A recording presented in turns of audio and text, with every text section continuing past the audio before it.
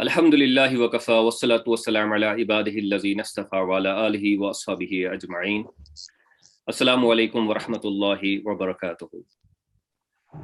नाज़रीन, हम आपका वेलकम करते हैं, खुशामदीद आपको कहते हैं। जो हमारी यूट्यूब चैनल और फेसबुक पेज है लिटरेरी मुस्लिम, और हमारी ये कोशिश है कि जो लिटरेरी या एकेडमिक जो एंगेजमेंट्स है हम उनको फ़रोग दें, और उसके लिए हमने एक प्लेटफॉर्म जो है इस तरीके से क्रिएट किया है। और आज हमारे लिए बड़ी मसरत की बात है कि we are going to start a new program, actually a series of presentations. और आज का जो प्रोग्राम है, ये जो सिलसिला है, it is about book reading. और हमारी कोशिश है कि हम खुद भी जो है इसमें पार्टिसिपेट करें और हमें एक रुझान पैदा हो जाए बुक रीडिंग के ताई। और इसके ज़रिए से जो हमारी ख़ास तौर पर जो हमारे नौजवान हैं वो इसकी तरफ राग़िब हो जाएं। तो आज की बुक रीडिंग जो हमारा प्रोग्राम है, इसमें हमारे 3 पार्टिसिपेंट्स होंगे। तो मैं पार्टिसिपेंट्स को पहले इंट्रोड्यूस करता हूँ।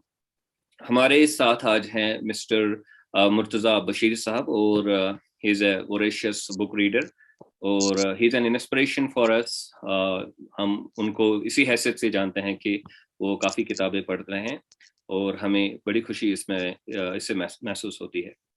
दूसरे जो हमारे आज स्पीकर होंगे, जो प्रेजेंट करेंगे जो उन्होंने किताब पढ़ी होगी, वो है मिस्टर फयाज अहमद लोन साहब। He is a lecturer of Arabic, और हमें बड़ी खुशी हो रही है। I feel really fortunate and lucky that he is joining us today, because for a long time I have been inviting him to do these things. तो आज हमें बड़ी खुशी हो रही है इस बात पे।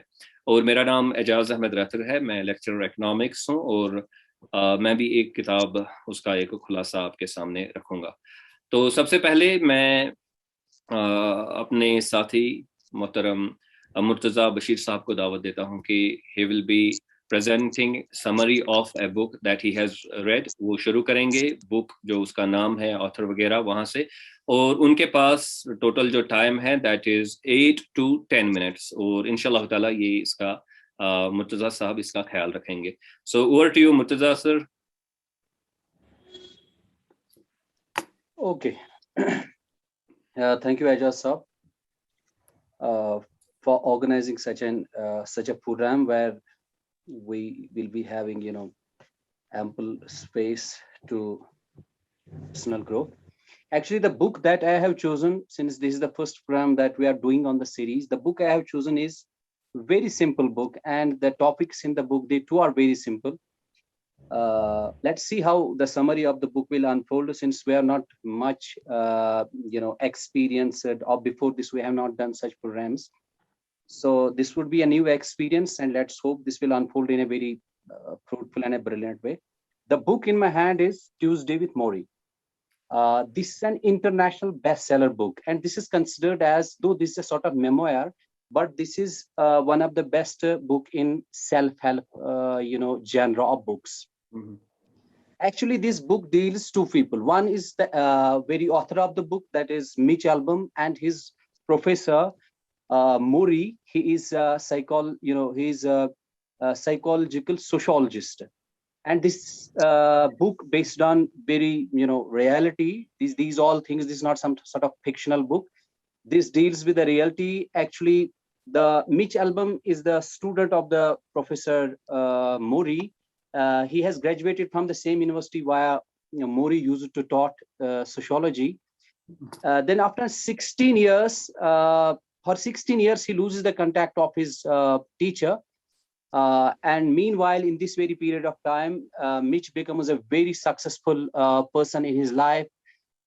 He ends up as a journalist who used to write columns regarding supports in very reputed newspapers.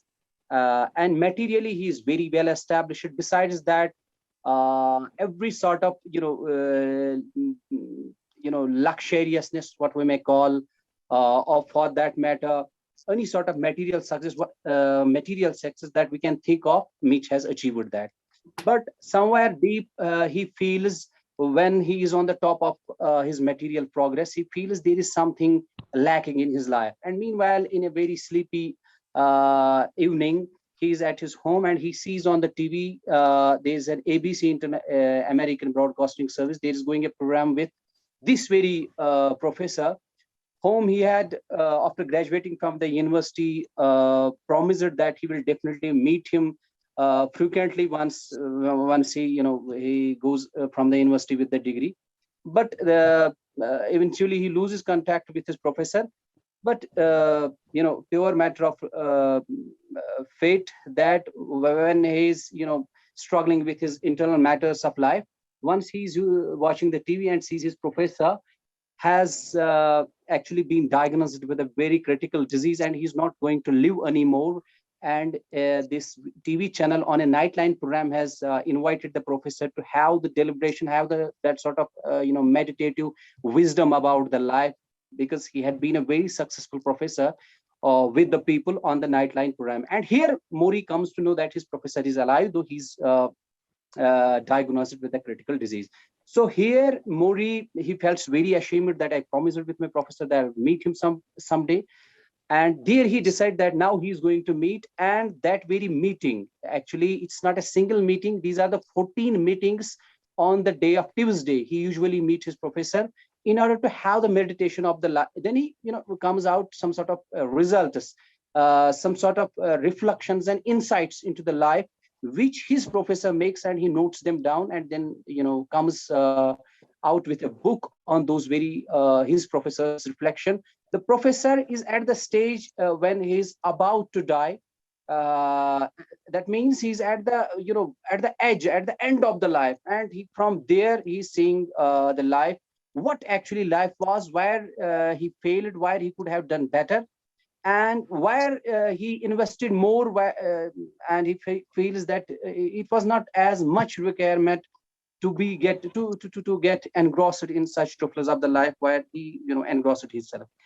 So let me summarize. I have summarized a very brief points. First point is that what Moorie, the professor of Mitch, says in one of his meetings, that one should learn to forgive oneself, not only to forgive other people. The very important thing is one should be able to forgive oneself, forgive one's own self, because it is ultimately the frustration of one's person with his own self that creates a very broken society, broken family, when people are angry with their own selves. This is a very important thing. What I believe Moorie detects, that one should be able to forgive his self. He should consider it, okay, this was a life, these were the opportunities, this was a journey, this was a trial, and how I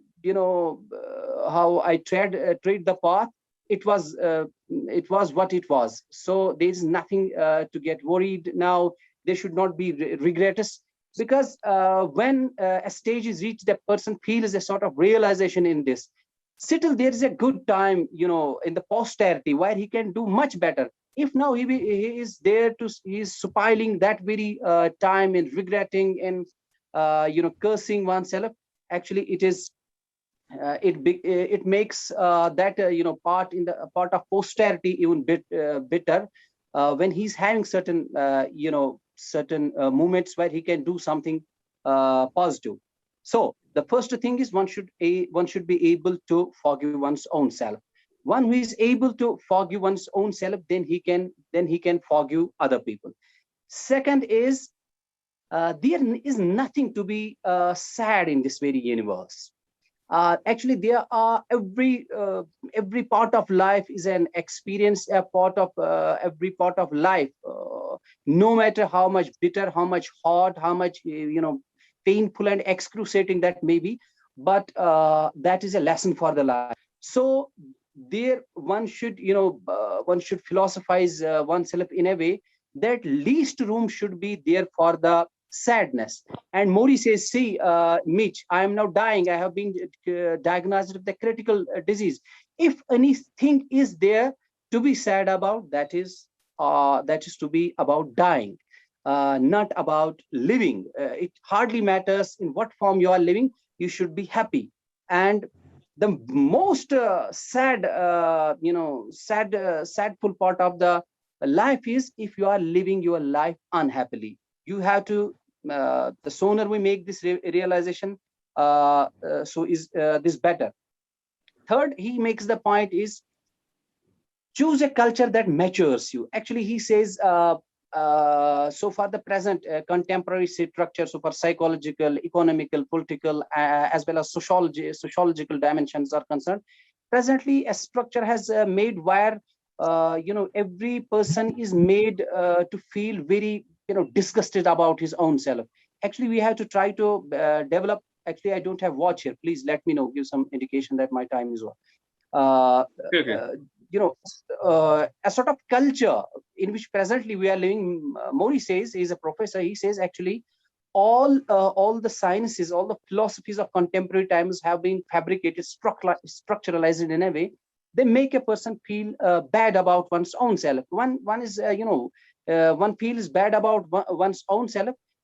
Then he sees other people very unsuccessful. He says actually, so far the philosophy of life is concerned, so far the very deep insight is concerned, actually every person has many things to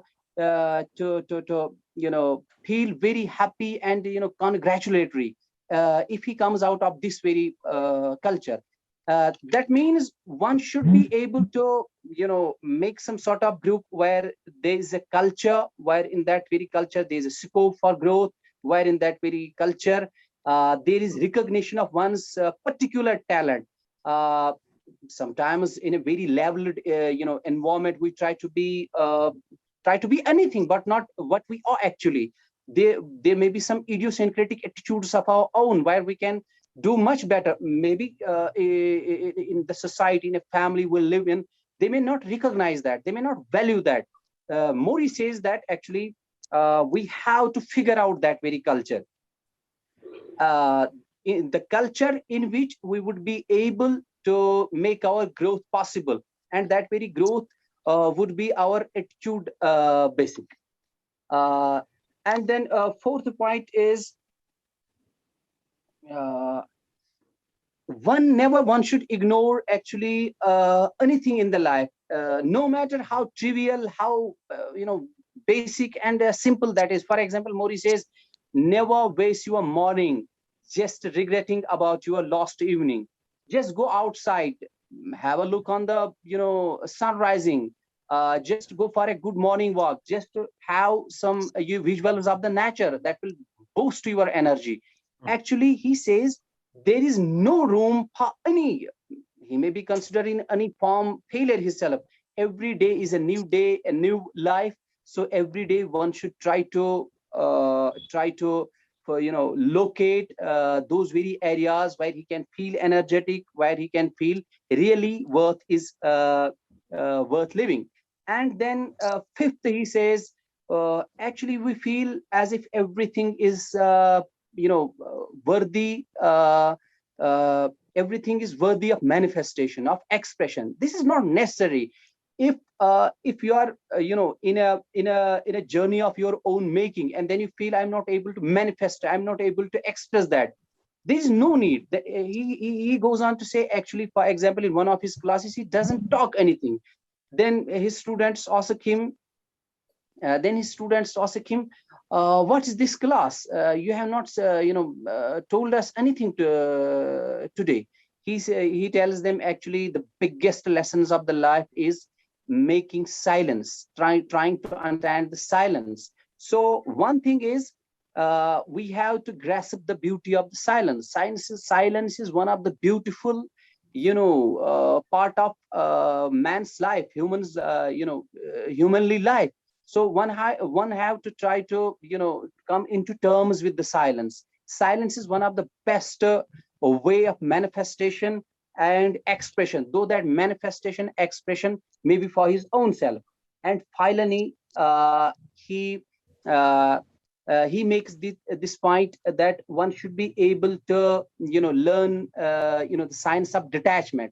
In a world of distractions, in a world of different sort of engagements, one should be able to learn the science of detachment, how particular things should be there with which he can associate with soul self. This is not possible for anyone in a world of overflooded information, every sort of matter. one should be able to detach himself from this very flood of things. Besides, for example, he gives some tries to concentrate on those very things which cannot be produced materially through money. For example, relationships. For example, friendship. For example, for example, a meaningful engagement in the life. You can't, create those very things out of pure money. So Moorie says, for example, we have to give an equal weightage to the friendship, to the family. For example, friends cannot be substitute to the family. At the end of the life, it's your family, your son, your parents, your, your soul, your better off, who can be very close to you, where you can feel in that, existential terror. You are not alone.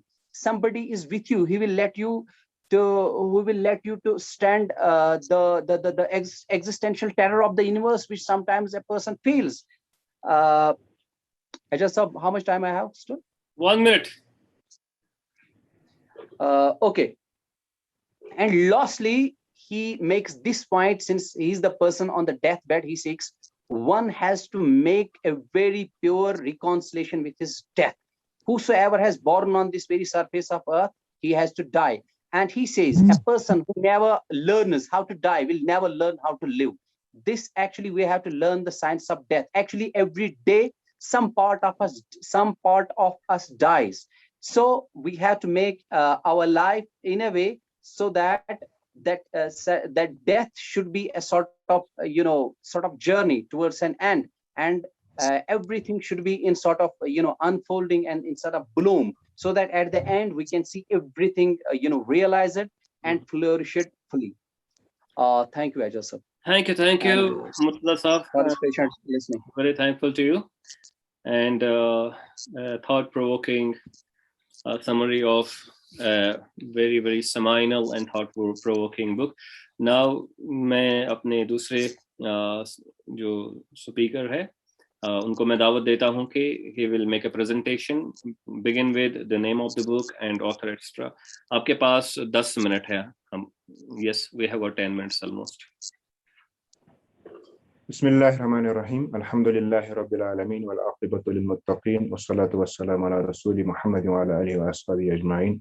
Subhanallahi walhamdulillahi wa la ilaha illallah wallahu akbar wa la hawla wa la quwwata illa billahil aliyyil azim. The book I have read is Russell on Education. Bertrand Russell, he was a philosopher. He lived in the late 19th, and almost he lived for a century, almost over 90 years.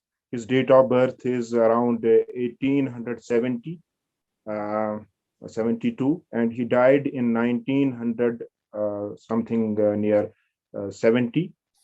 So he was a philosopher, a mathematician, a logician,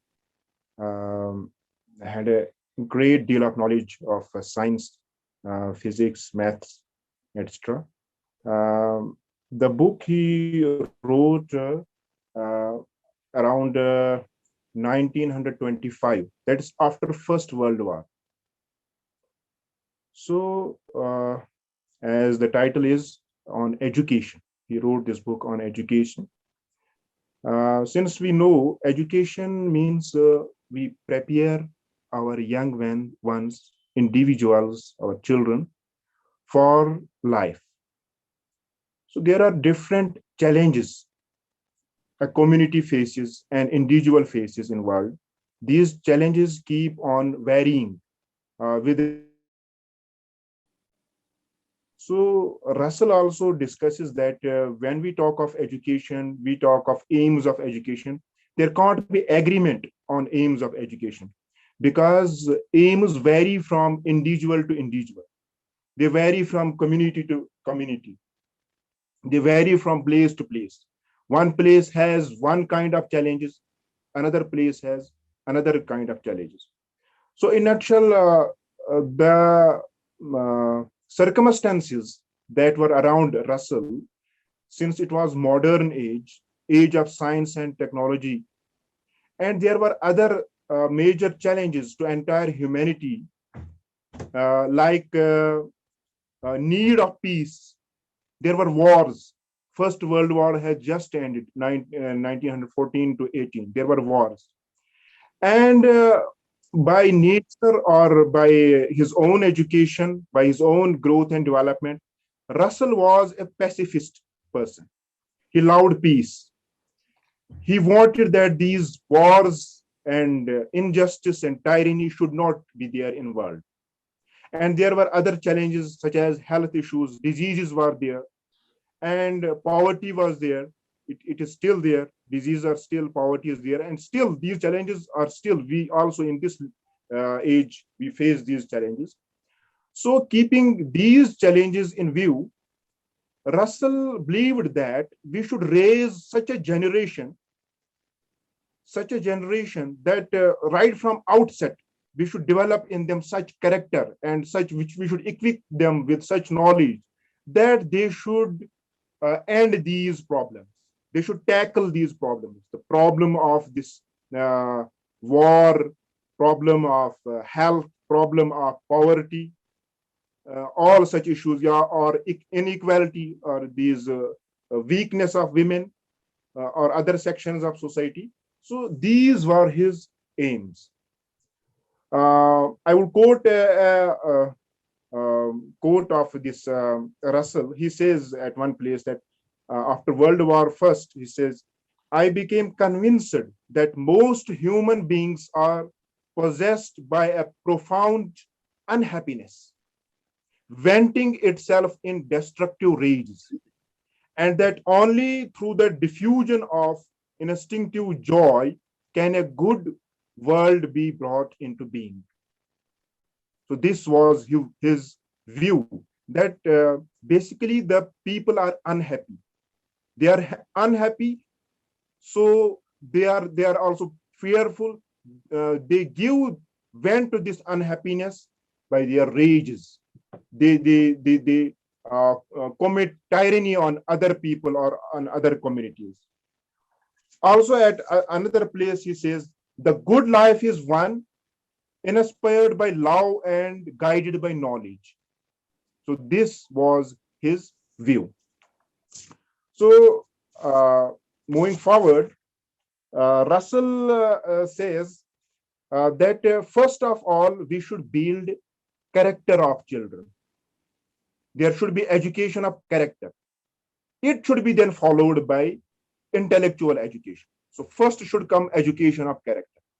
And Russell propounds that this character formation, it should be at the very outset, that right from birth up to 5 or 6 years, we should have completed this basic education, that is formation of character.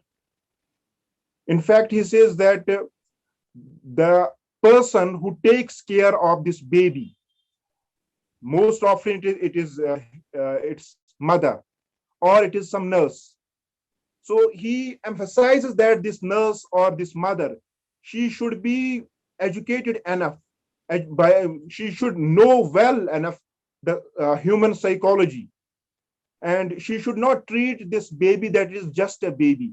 She should consider that it is a potential adult. It's not a baby, it is a potential adult which I am handling right now. So she should take utmost care in handling this baby.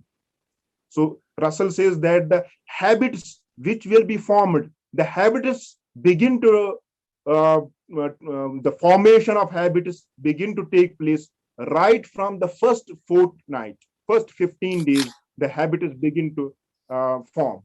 So these basic habits then grow into later habits which an individual has in his advanced age in adulthood.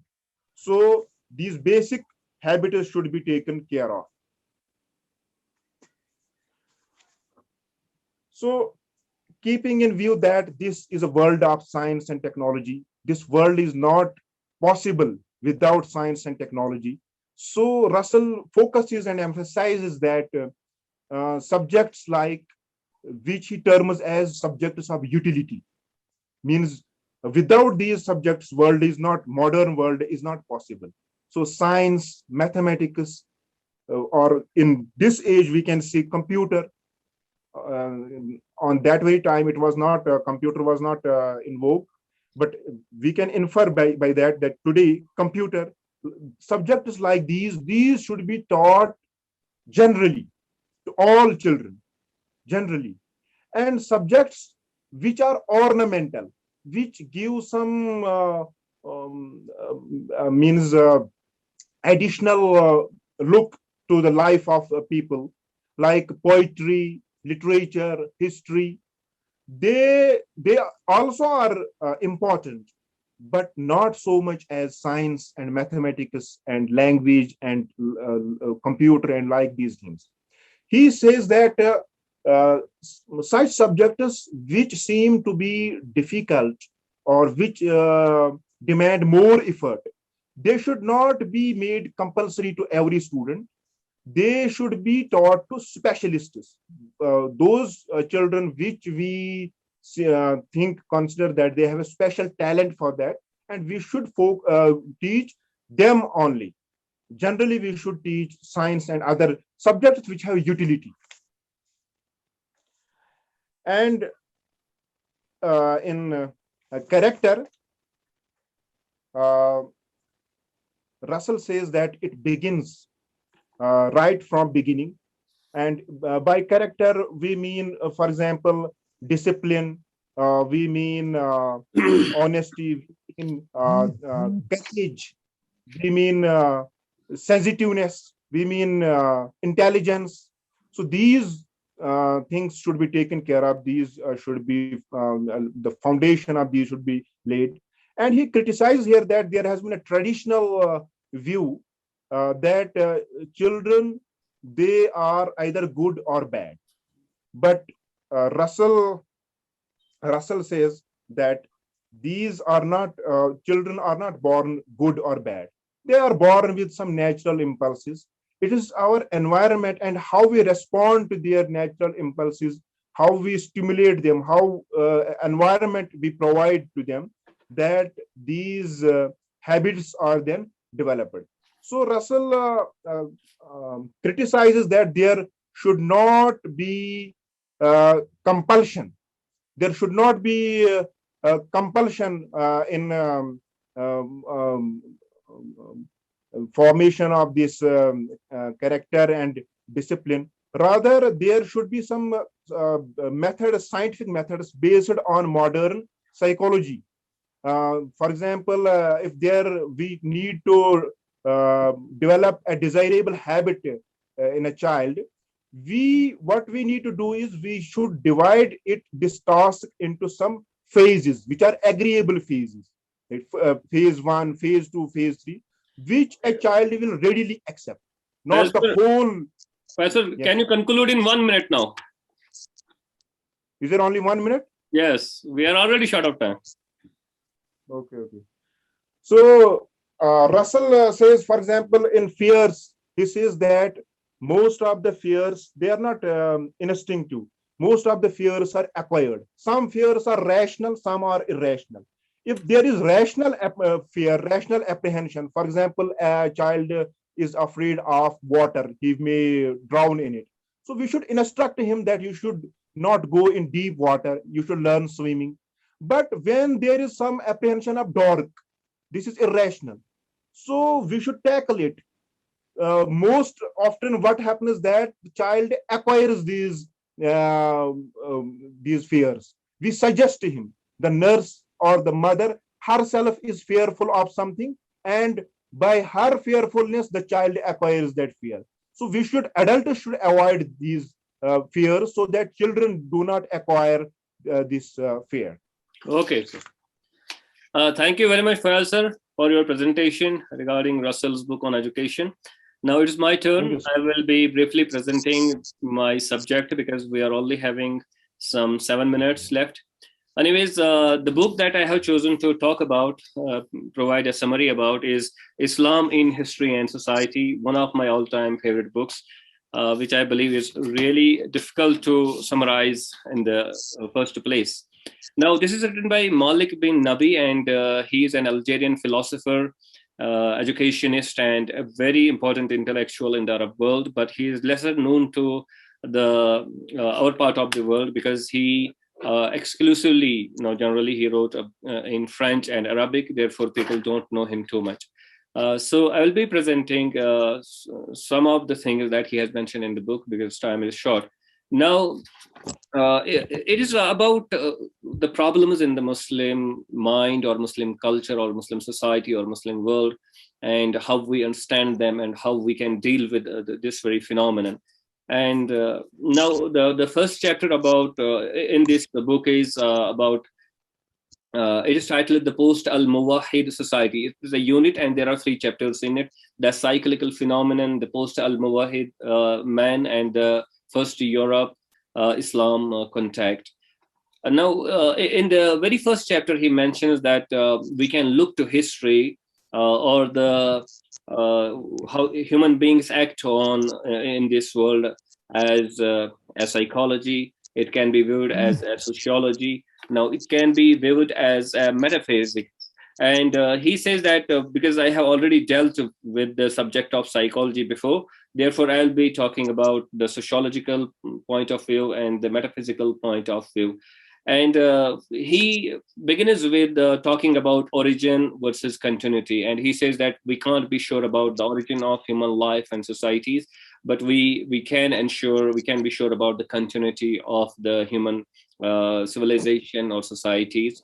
And then he talks about the cycle of civilization. He says that civilizations grow, they fall back, their graph ascends, it rises up, then it comes back. And this is how it it plays out in the real world theater. Now he says that there's a neglect about this concept on part of people, and they project it as a culture of empire from that perspective, or they think that human history or history of societies, it's a linear movement like the Marxians thought about.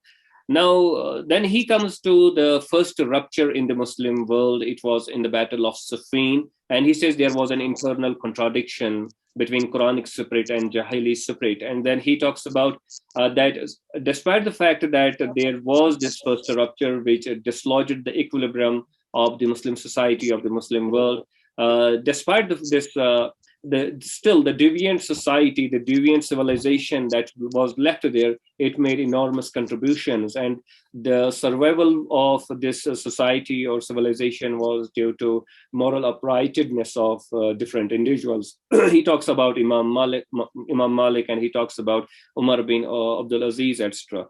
Now, he says that the essential force of civilization is moral values, and he talks about the Prophet's emphasis on moral values and why they must be emphasized for long-lasting impact on civilization.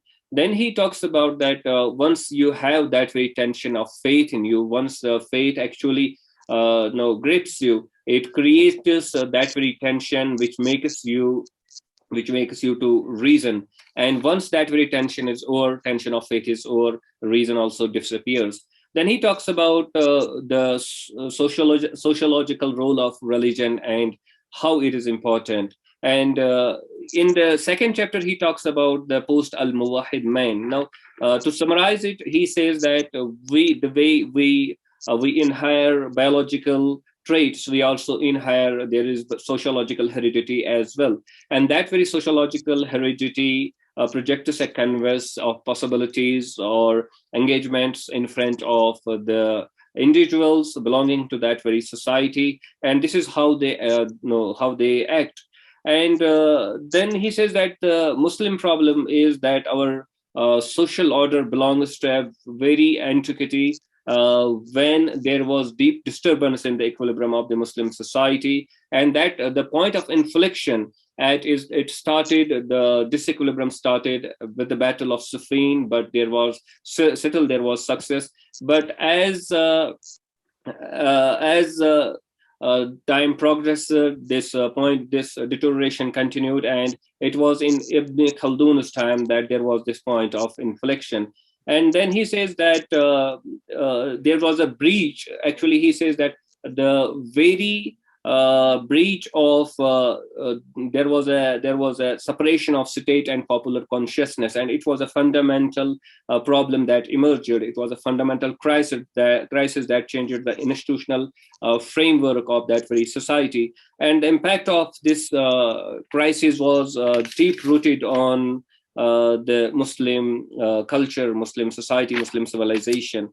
Now, this very legacy that was there in Ibn Khaldun's time, it is this very legacy that actually hampers a genuine renaissance in the Muslim world from emerging. And in the third chapter, he talks about the first Europe-Islam contact. He talks about the evolution of the European society. They were attached to agrarian life, that Christianity played a cohesive force, played at that very role. Then Cartesianism brought rationality to that very society. And finally, crusades exposed them to the Muslim world and rest of the world. And then he talks about the Muslim society. He said that the Muslim society, primarily in the time of Jahiliyyah, they were shepherds, they were individualistic, they belonged to clans and tribes, which is actually a biological association. It is not a sociological association, because their occupation was such that they were shepherds, and they didn't attach themselves to land due to the fact that they didn't believe in agrarian culture. And finally, he says that it was this fixation of man to soil that contributed to creation of science, art, laws, and society. And Islam played a cohesive role to bring this human society together in the Muslim world, and that is how they were able to perform in that period. I think our time is over. Next time I will be presenting further portions of this book or the entire book, inshallah ta'ala. I thank you all for making your presentations, and I'm really very glad that you have come here and joined us in this session. Thank you very much.